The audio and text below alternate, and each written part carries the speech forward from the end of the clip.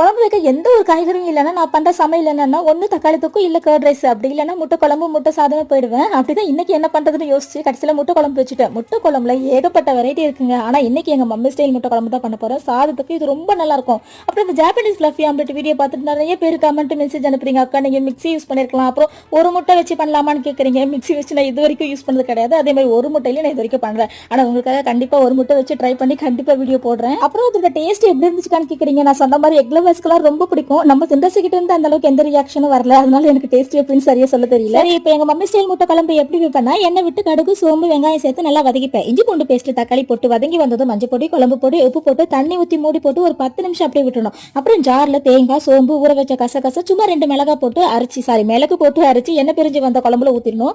அப்புறம் முட்டை போட்டு ஃபைனலாக கருவேப்பிலை கொத்தமல்லி போட்டு இந்த சாதத்தோட வச்சு சாப்பிட டேஸ்ட் ரொம்ப சூப்பரா இருக்கும். இது மீன் குழம்பு மாதிரி தான். அன்னைக்கு விட அடுத்த நாள் டேஸ்ட் இன்னும் ரொம்ப நல்லா இருக்கும். கண்டிப்பா ட்ரை பண்ணுங்க.